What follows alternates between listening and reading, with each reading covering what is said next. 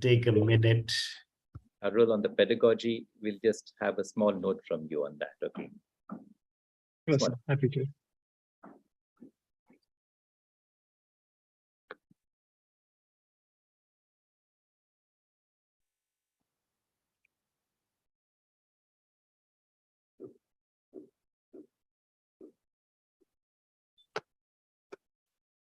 And just 1 second.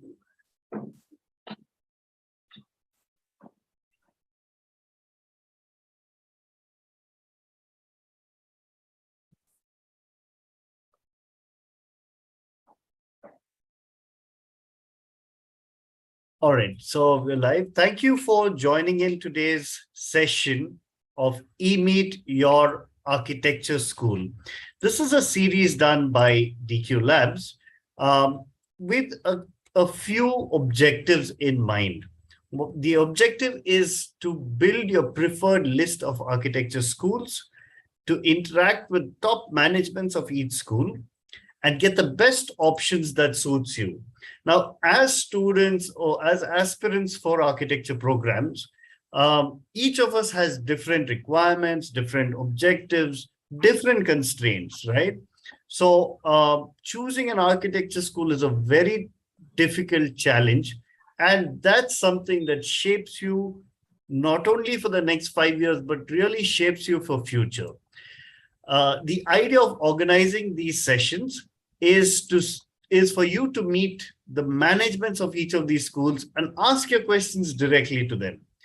For those of you who have missed the previous webinar we've had on 2022 architecture KCET and CommentK process, please watch this webinar. The link for this webinar is in the description of this the YouTube video.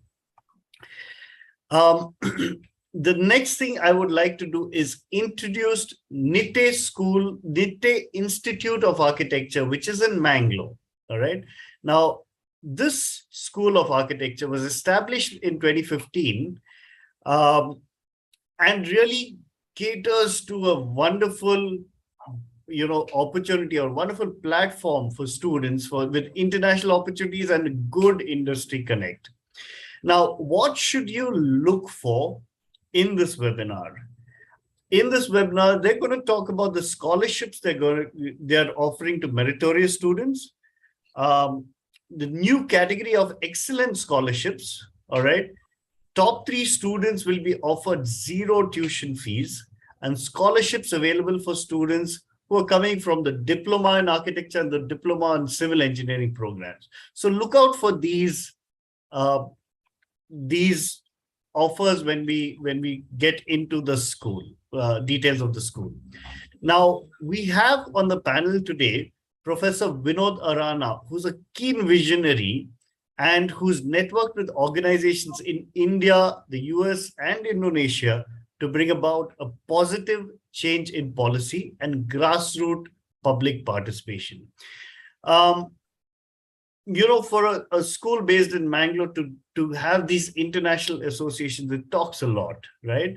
But Professor Vinod, he holds a dual master's degree in architecture and urban planning from the University of Illinois at Urbana in Champaign, USA. He's also got a certificate in business administration from the USA and is a lead AP or US Green Building Council certified professional. Along with him is Professor Arul Paul, who is the associate professor, and also Professor Palaksha Shetty. For those of you who have missed, for those of your friends who should be attending this and who are missing the live session, the recording of this webinar is available on YouTube. You all can have a look at this later. But for now, Professor Vinod, Professor Arul, and Professor Palaksha, thank you so much for taking the time out to come here and interact with our students and parents of dqlabs. We're very happy to have you all here. Thank you, dear. Thank you very much. Right. So glad that you have taken the time. Y'all could probably start off with your presentation. probably, maybe if you all could possibly introduce yourselves better. I don't know if I've given you a fitting introduction, so maybe you all could introduce yourselves and then take it forward from there. Yeah. Sure. Thank you, Dion. Thank you. Appreciate the opportunity to present our school over here. I have my esteemed colleagues here, Arul Paul and Palaksha Shetty, and both very eminent in their own ways and how they handle not just the academic but also themselves. They are faculty of high pedigree, and we are proud to have them as part of our school. Arul, you'd like to introduce yourself?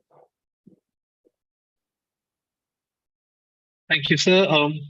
I am Arul. I'm an associate professor at NITTE Institute of Architecture, and I'm into academia. I'm into teaching. I'm also my work focuses on my research, which deals with architecture, urban design, queer studies, media studies, and I have a background with a master's in history, theory, and criticism from CEPT University in Ahmedabad, and I've been with NITTE for about 3 years now, and watched the school grow, and very proud to be a part of the school. Thank you, sir. Thank you, Arul. In fact, Arul is just back from London just a week ago, even less than a week. He was there for a month, working on a research project and on his new book that he's co-authoring with another professor from CEPT Ahmedabad. Thank you, Arul. Palaksha. Yeah, hi. I'm Palaksha Shetty. I did my undergraduation from Academy of Architecture in Bombay. Prior to that, I worked in Bombay in private practices. Later on, which I did my master's in architectural design in CEPT Ahmedabad. I am with the institute since last 5.5 years, and I am into academia and practice. We run a small practice which engages largely to sustainable form of building and innovative practices. So I largely deal with design studios at the institute, and I'm very proud to be part of this institute, which has very which keenly works on innovative pedagogy in the architectural domain. Yeah, thank you. Thank you, Palaksha. So I think we have a lot of good faculty on board. In fact, staff faculty. Sorry, Vinod, if I can interrupt. Yes, sir. Is it possible for you to probably speak a little louder? Oh, all right. Okay. Yeah. Is this better now? Yeah, it's probably better. Yeah. Better. Okay. Thank you. Thank you very much. I'll get closer to the screen. At the School of Architecture here at Mangalore, which we started in 2015. This is the front, the image from our school, and we've started this with an intention of a very committed program, which is more a boutique school with only 40 intake. So it will remain this way because our intention is to have a broad-based design school encompassing product design, interiors, music, theater, the arts. It's a wide range, and architecture is one of those. So we've been working over it over the last 6-7 years, and we've already graduated 2, and the third batch is in progress of graduating. And we've got, we can see entrepreneurship and working with students as a hallmark of this program. In terms of its pedagogy, Arul will chip in over here.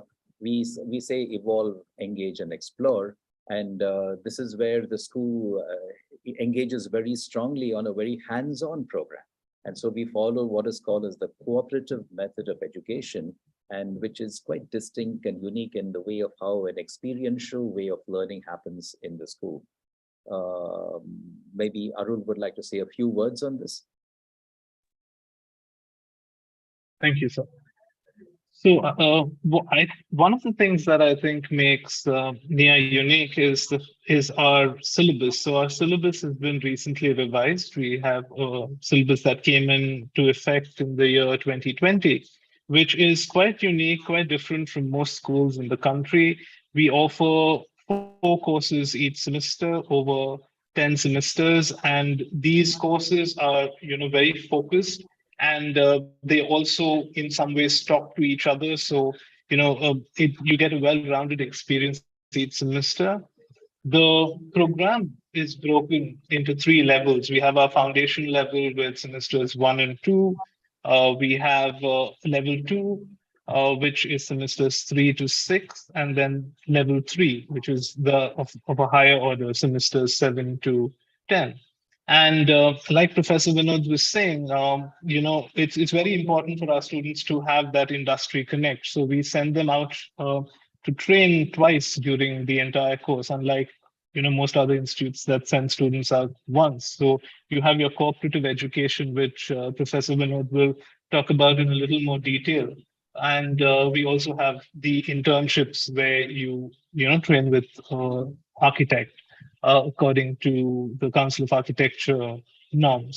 So apart from all of this, one very important thing about our course is the choice-based credit system, which means that students get to, in some way, shape their own paths through the course as they go along.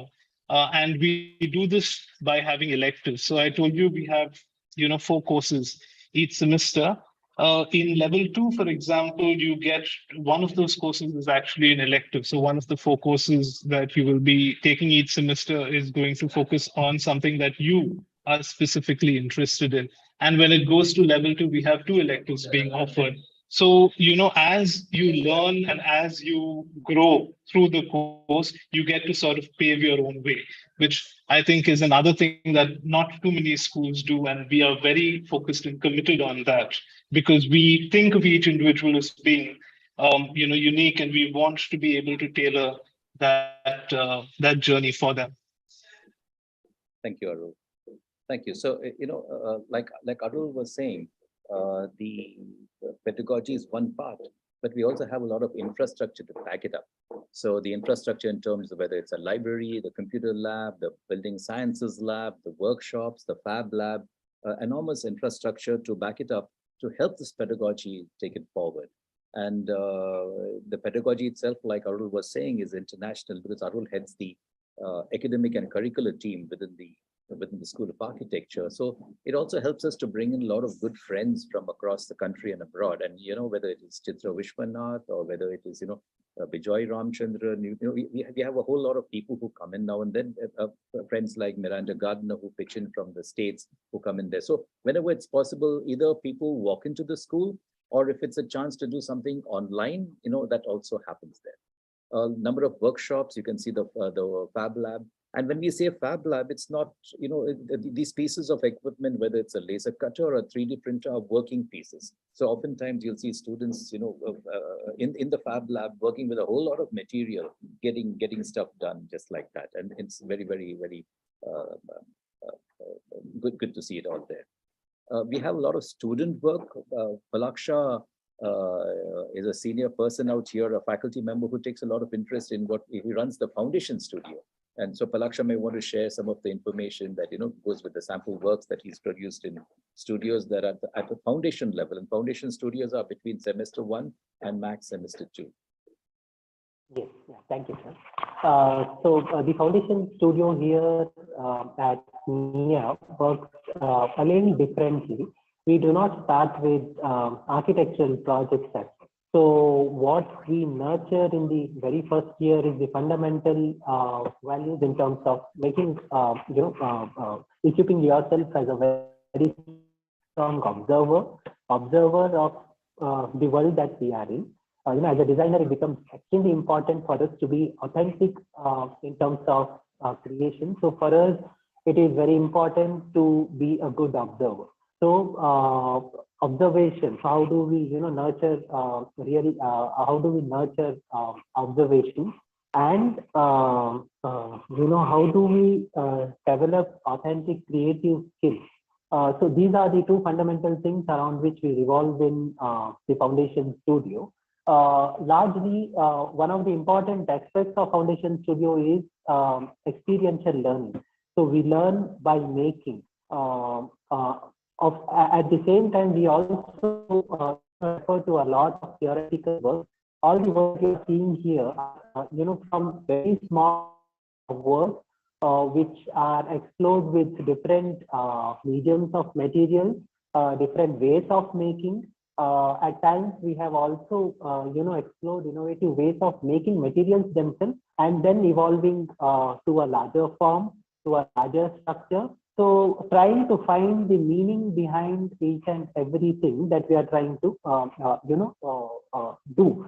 So what is the, what is the origin of form? So how do we justify this form? What are the behaviors? What are the, what are the behaviors of material? So the images that you are seeing came from, quick exercises that intended towards learning the tensional and compressional properties of material. So we took broomsticks to make and study various forms, shapes, and how do we, bring in strength to materials through forms, through shapes, through different geometries, and then, come out with authentic forms. So the initial years of your, 6 months will largely dwell on thinking, critical thinking, largely dwell on making, exploring with different materials, making of materials themselves, making of forms, and drawing, skills of drawing. So we were also at the same time we rely a lot on drawing. So for us at the school, drawing is not, we don't see drawing as a skill to draw something, but to largely draw somebody's attention to us. So it's a part of observation. One is a self-observation. So we don't use it only as a communication tool, but as a tool that brings in self-awareness to the creator, to an artist, or to an architect. So largely, the foundation studio is all about this. In the second semester, it's called as Introduction to Architectural Design, where you start dwelling into the nuances of creation of spaces. So smaller aspects of spatial planning, spatial experiences. So we dwell on a lot of experience of space, so making of space. So a very strong theoretical background in terms of a theoretical understanding in terms of how do we make space in which a human inhabits. So it's not all that we want to strongly nurture is not all buildings are a piece of architecture, but architecture is beyond regular construction. All right. Okay. Thank you, Palaksh. Very nice.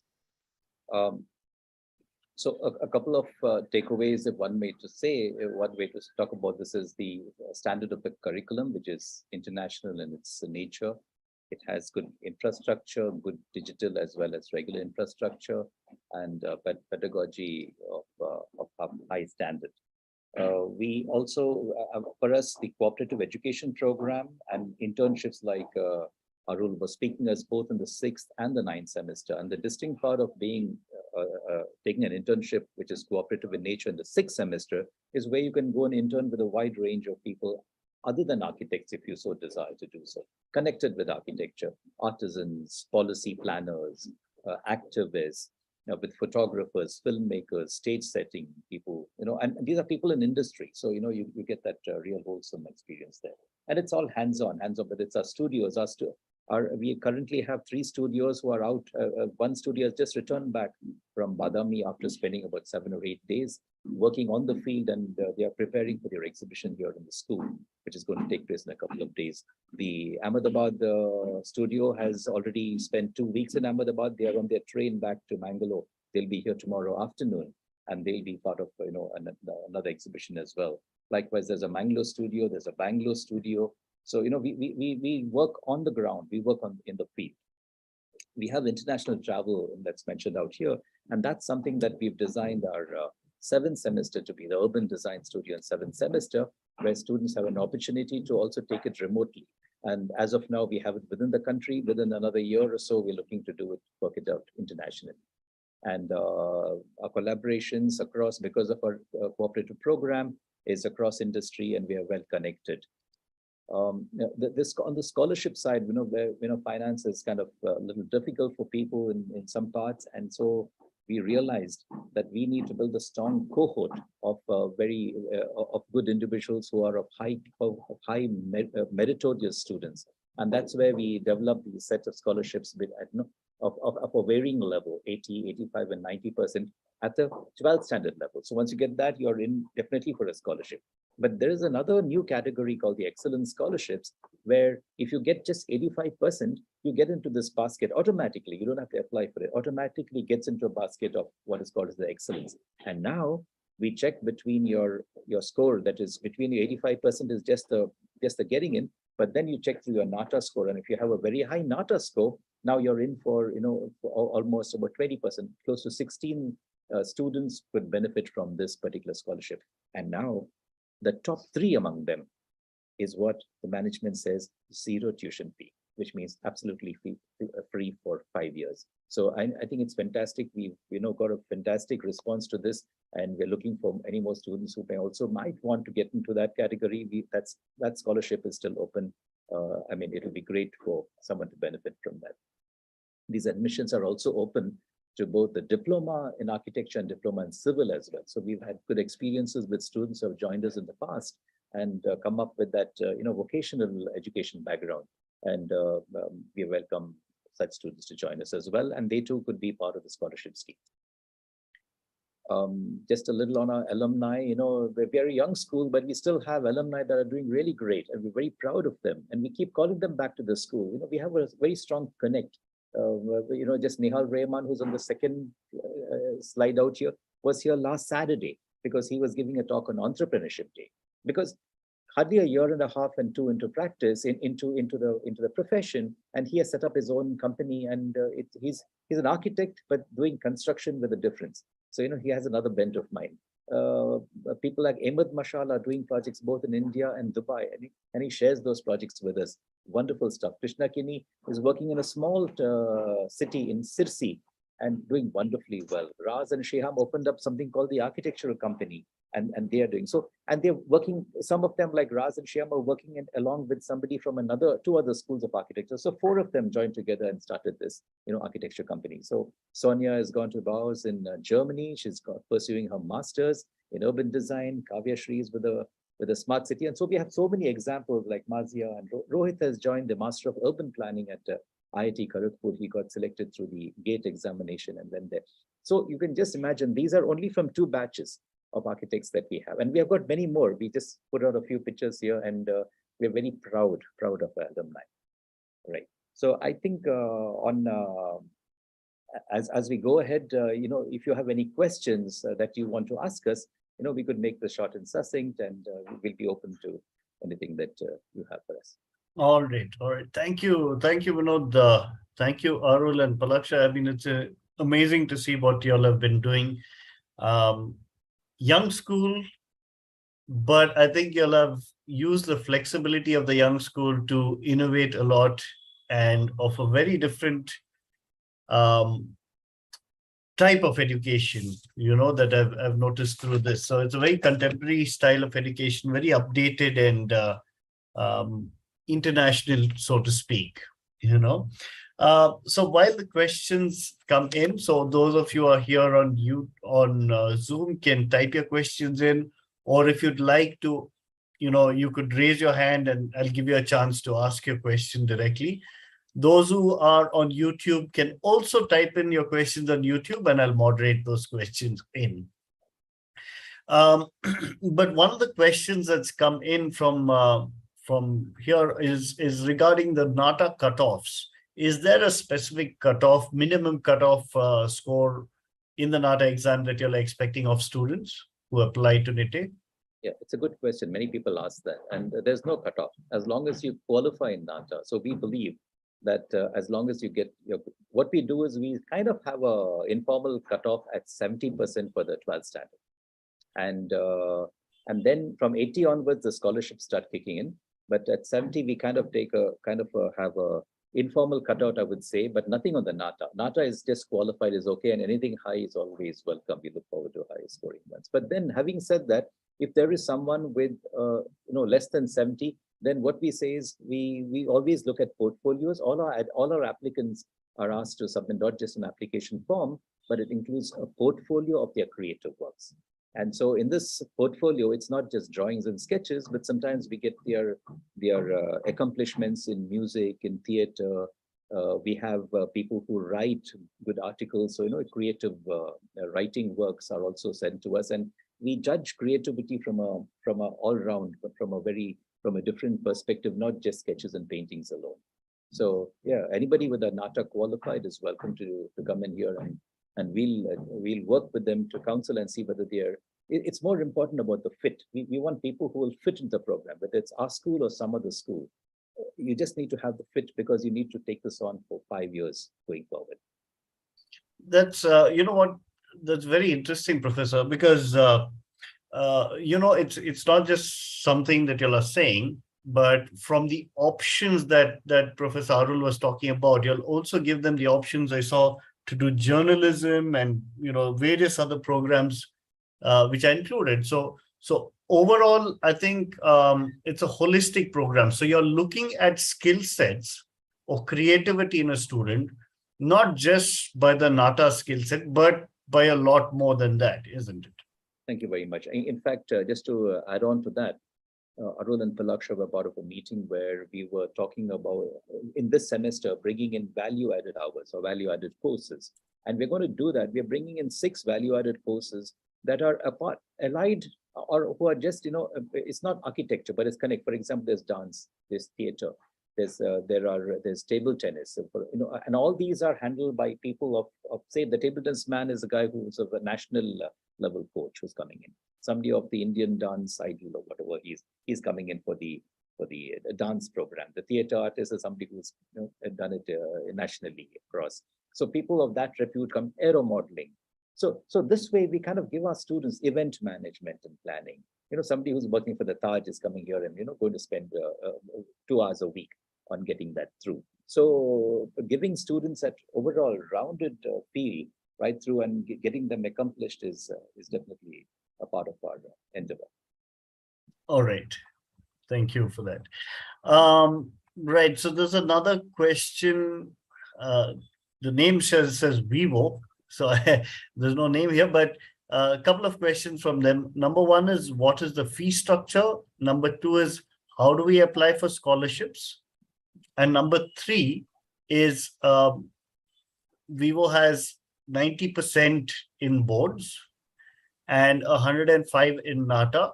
And what kind of scholarship can they possibly get? All right. So to Vivo, I would just say that come in and apply, because the scholarships start kicking in from 80, 85, 90. Now Vivo would be eligible for the 85% and above, which is the excellence scholarship. Okay, so now what would happen is somebody having 85 or 90 or 95 would just come under a category called excellence scholarship. Now the way we work it is, from then onwards, we'll start to check the NATA score. So it is 90, 100, 120, 130, whatever that is. And we'll start to prepare a ranked list of these. And we get 16 of these top students, and they would get the 90,000 fee. So our actual fees is 2,65,000, which our regular students pay. But if you come under the scholarship category of excellence scholarship, you have to pay only 90,000 rupees a year. And again, I mentioned the top 3 among them, they'll again go by the NATA merit list of the top. They would get, a 0 tuition fee. Otherwise, you have also, for those who don't come under the 85%, if you've just got 80%, you get a remission of about 20 or 25,000 rupees over the 2,65,000. And if you're in the 85% or 90% and don't get the NATA excellence scholarship, you get another 30% and up to 30,000 and up to 50,000 remission of your fees out of the 2,65,000. So in effect, you'll be paying approximately 2 lakhs if you get a score of 90%, but a low NATA score. All right. Thank you. Thank you for that, Vinod. I hope that that's answered your question. If you have a follow-up question, you can definitely ask that. There's another question from Jagdish, who's asking about the management of NITTE. Is the management the same for NITTE Mangalore and NITTE Bangalore, and should we apply separately? Yeah, you'll need to apply separately, because, but I think all go through the single portal where it is www.nitte.ac.in. apply.nitte.edu.in. And that would take you to the centralized admission desk, which will help you to choose between NITTE Institute of Architecture, Mangalore, and NITTE School of Architecture, Bangalore. So there's a small difference. The school is Bangalore, the institute is Mangalore, for whatever reason. Now, they all come under what is called as a NITTE Education Trust, which means they're both these schools and all the engineering and medicine are all owned by the NITTE Education Trust. But the NITTE Institute of Architecture comes under NITTE deemed to be university, whereas the NITTE School of Architecture in Bangalore comes under the VTU, Vishveshwaraya Technological University. So that's the only difference. So the syllabus and focus that Arul spoke about, or Palaksha explained in detail, are part of the NITTE deemed to be university, available only to students that apply to the NITTE Institute of Architecture, Mangalore. So all right. Thank you for that. So the scholarships that you spoke about are specifically applicable to the NITTE Institute of Architecture, which is in Mangalore. Okay, cool. Right. So the next aspect I wanted to talk to you about was the credit system, or the choice-based credit system, right, which was spoken about. The various options that were given to students, and we touched upon it a little while ago. But really, by giving these options to students, right, where they have journalism or 3-4 other options, how does that really help a student, with their skill or with their profession? How do those options help them? I'll let Arul answer.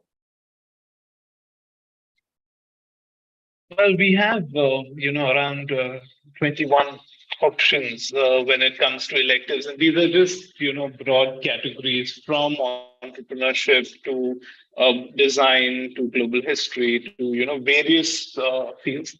Most of them, of course, are related to architecture and design. So these are either core areas in architecture and design or allied areas. And, we find students, because over the years, we've seen students who become, who do journalism and become architectural journalists, who do photography and become architectural photographers.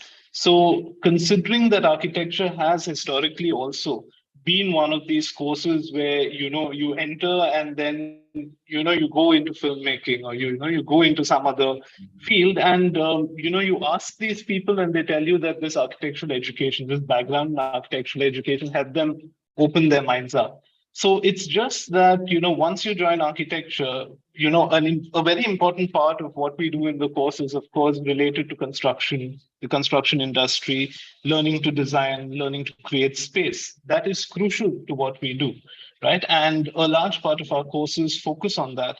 But to have that option to be able to, grow through the course, and as your mind opens up, to be able to choose which specific direction you want to go out to, because it's almost like a tree, it branches out on top. So to be able to navigate through that and get into a profession or a specific career that you know that you're the right fit for, I think a choice-based credit system is actually giving you that option, because at each step, each semester, you get to choose from a wide option as to, which courses you actually want to take. And every time you take a course, it gets you, I think, one step closer to that final goal. Very interesting. And actually, I had another question to you, and specifically with your personal impact that you're creating on students, because right in the beginning, as Professor Vinod mentioned, he said that you've just come back from the UK. And you're working on something there. But really, when you as a professor are exposed to this real international kind of programs or projects, right? How do you help translate that learning or that experience of yours onto the students at NITTE? How do you translate that over? And what is the effect you see on the students? Thank you for that, Dion. So I think each one of us here at NITTE, whether it's myself and the way I immerse myself in my research, or Palaksha and the kind of practice that he's involved in, each one of us, I think it keeps us grounded. It keeps us very close to what is happening, outside academia, what's happening in the world. Because I think that's very important. Because not only are we academicians, but we also have our sort of finger on the pulse of what is happening in society around us. And I think that's where it really helps, because my work on gender, for example, at the end of the day, it filters down into the school as well. Because when we're working on an urban project, when we're working at the level of the city, right, and then you look at a city like Bangalore, for example, through the lens of gender, and try to see how we can make it more accessible to people. So I think what we bring from practice or research into the school is very important, because it gives direction to our work. And it, especially when we take it to, high levels of research, because in year 4 and year 5, students are working on a dissertation, they're working on an architectural thesis or a capstone project, where they're actually working with high level research. And to have each one of us having these kind of specializations, doing that kind of work out in the world, I think it actually helps them focus and give them very specific discipline oriented inputs to help shape their project. So I think these are just a few ways in which our faculty actually are able to contribute from their own personal interests, or whatever research or practice they're doing, bring all of that into the school. Nice, very interesting. There's a question from Ashok Srinivasan, who's asking about the hostel facilities. If you all could elaborate on the hostel facility that's available. Okay, so we have hostels both for boys and girls, and they are a twin sharing basis with attached toilets and stuff like that, and with a centralized messing system and cafeterias on campus. So students, those who are from outside Mangalore, do tend to enroll in the hostels that are here, and partake of that. So it's available for students. All right, that's great. So definitely hostel facilities available for boys and girls separately, and it's on a twin sharing.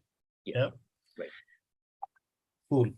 So Professor Palaksha, okay, you did something very interesting when you showcased the work of students in the foundation year and how you're structuring the foundation year, right?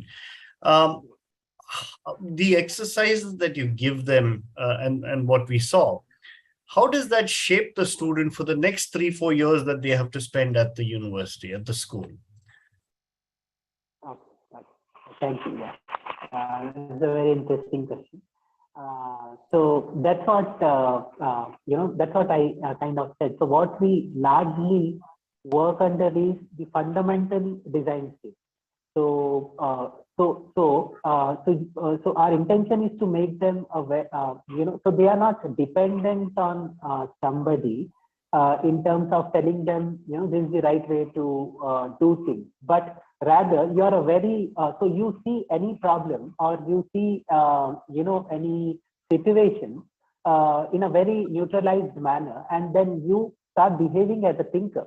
So architects largely need to take an individual stand, and our work impacts society on a very large scale. Built forms impact society, impact the way people live, impact So for us to become a very very sensitive and very critical thinker, along and come up with very creative solutions, it plays a very important role. So what we do and all the exercises are shaping towards somewhere shaping towards making or nurturing these individual skills in a student. So you're not relying on someone else. So you're kind of equipping yourself in a way where you're able to take very sensitive very justifiable, very creative solutions for any kind of situations that comes across. So that's why we don't start with a very prescriptive system of education where we give, let's say, to design a kiosk and you learn only to design a kiosk, but rather we take a very human centric approach, and we work around with larger very broader domains in terms of habitat, looking into habitat. So a house and a home, so they are like two different things. So a home is a very refined place where where you feel belong to, where you feel associated. So there are a lot of of course, there are a lot of theories, there are a lot of reading, there are a lot of discussion, debate, along with the things that we make. So the learning, that's why we frame it as it's an experiential learning, and in the process, it's not a prescriptive way of because some textbooks say, or because I as a tutor say it's a universal truth, but it's something that you realize, it's something that you arrive at. So that's the process that we as far as possible we impart, and we try to dwell deeper into a system of questioning, a system of observing deeply. So when you are equipped with this sensitive ways of looking at things, so rather not looking at but seeing things. Looking is more at a surface level, but seeing is a much more closer observation of things. So then the fundamental base to approach any creative problems or any creative situation is very so eventually you start with built form. You start looking at space. You start in second semester we teach them shaping of spaces. And the third semester is the very first time when they engage with architectural intervention. So which talks about built forms, which is an institutional intervention. Fourth semester is housing. So it goes on. I mean, the complexity is increasing, but your fundamental way to think, your fundamental way to creatively look at things remains with you. So you approach any situation in a very stronger manner. So this is what we are trying to work at the foundational stage.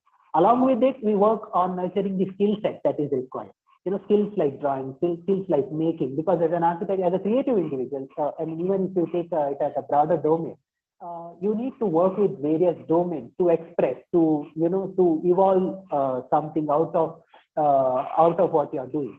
So skills become very important. Skills of drawing, skills of because you need to communicate what you are thinking, so communication can be done with various mediums.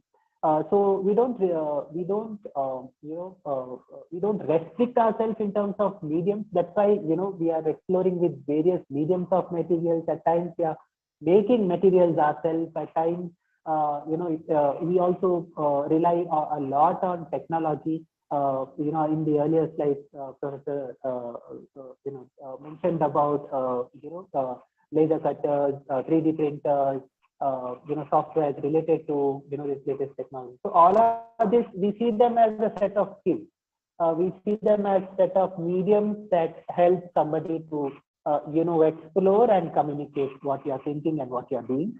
So these two are very different aspects that we try to nurture in the very first semester itself. So we work with technologies. We work with, so it's not like it's your foundation year or it's in your not so right from pencil, right from drawing 100 sketches to working with a laser cutter, to working with a 3D printer, to getting yourself something, or bending a steel, to making welding, to doing something. So we don't segregate or cap ourselves in terms of exploration. So we see one is developing the skills that is required to express, that is required to explore in the creative process, and another is a strong observer, another is a strong thinker who can has a strong fundamental base to think for themselves, to think for the situations that they are accustomed. So that definitely kind of sets them a stronger foundational base to encounter very Very interesting, very interesting. So what I got, I mean, if I have to summarize that, there were literally about three aspects. One is the mindset that y'all are trying to reshape, uh, which is keen observation and making them thinkers. The second one is the skills that you're saying, the skills of sketching or putting their thoughts, making their thoughts real. And the third one was communicating those aspects, right, through different mediums. So through tech, through software, through sketching, or through, you like you mentioned, the 3D pen printers or laser cutters, all of that. So very, very interesting approach that y'all are taking. There's another question from Mr. Jagdish, who's saying that some schools are starting their academics from mid-September, not waiting for CET and Comet K results or admissions. What is the tentative start date in NITTE? So I think we are starting on the 1st of September. So our senior batches have already started classes on the 1st of August. And that's how they came to school, had some classes and went on their field trips and are returning in different times. And the freshmen, we welcome them on the 1st of September.